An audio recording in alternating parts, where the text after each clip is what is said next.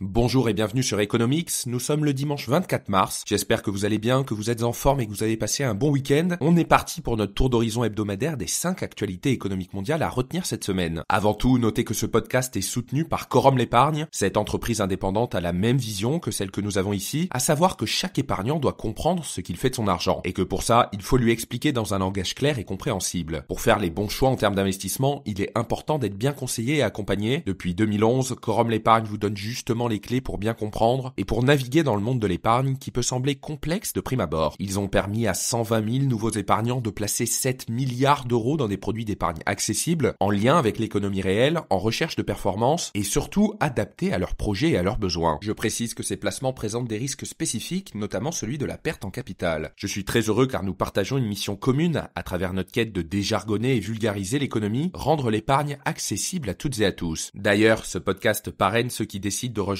Quorum l'Épargne. Si vous êtes intéressé par leur offre et que vous répondez aux conditions du parrainage, donnez le code COSMOS, COSMOS, pour bénéficier d'une récompense de bienvenue. Allez, maintenant on est parti pour notre tour d'horizon de l'actualité économique mondiale, et on commence avec l'Union européenne qui va utiliser les 300 milliards de dollars d'actifs russes gelés pour soutenir l'Ukraine. Alors en fait, ces 300 milliards de dollars qui sont essentiellement des titres financiers détenus dans la société Euroclear en Belgique devraient générer 15 milliards d'euros de bénéfices au cours des 4 prochaines années. Déjà en 2023, ces actifs russes ont rapporté 4,4 milliards d'euros à l'Union européenne. Et l'idée des Européens est d'utiliser ces bénéfices pour soutenir l'achat d'armes pour l'Ukraine, soit pour sa reconstruction après la guerre. L'Union européenne a également gelé environ 28 milliards d'euros de yachts et d'autres propriétés appartenant à des oligarques russes ou biélorusses au nom des sanctions contre Moscou. Mais pour l'instant, la Commission européenne n'envisage pas de saisir ces propriétés privées. Les responsables américains et britanniques appellent à la confiscation directe des actifs russes sous-jacents, une position à laquelle l'Allemagne, la France et l'Italie se sont jusqu'à présent opposés. Ces pays affirment qu'une telle décision pourrait affaiblir la confiance internationale dans l'euro et ils ont également remis en question la base légale de la saisie des avoirs. Les dirigeants du G7 ont convenu que les avoirs gelés ne seraient pas restitués à la Russie tant que celle-ci n'aura pas payé les réparations pour les coûts de la guerre en Ukraine. Pour la deuxième actualité, on s'intéresse aux emprunteurs qui reviennent en force sur le marché immobilier. En fait, plus de 30 000 dossiers de crédit ont été ouverts en février 2024 contre seulement 18 000 en décembre, mois où les taux ont atteint leur apogée. Alors cette recrudescence des dossiers de crédit s'explique par une légère diminution des taux d'emprunt. Dans les chiffres, le taux moyen sur 20 ans est passé sous la barre des 4% en gravitant précisément autour des 3,95% contre 4,30% en fin d'année dernière. Et cet écart est non négligeable sur les intérêts à rembourser. Par exemple, un emprunt de 200 000 euros sur 20 ans contracté en novembre 2023 à un taux autour des 4,30% nécessitait le remboursement de plus de 100 000 euros d'intérêt. Désormais, avec des taux autour de 3,95%, ce montant est désormais tombé à 89 600 euros, soit 13 000 euros d'intérêt en moins. Enfin, autre conséquence de ce recul des taux de crédit, l'augmentation des dossiers finançables. Pour rappel, depuis le 1er janvier 2022, les emprunteurs ont l'obligation, sauf dérogation, de respecter un taux d'endettement. Impossible pour un Français de consacrer plus de 35% de ses revenus nets avant impôt au remboursement d'une mensualité de crédit immobilier, alors que les dossiers de crédit respectant cette condition représentaient seulement 57% de l'ensemble des dossiers début janvier. Cette part de dossiers finançables a augmenté à 68% en mars.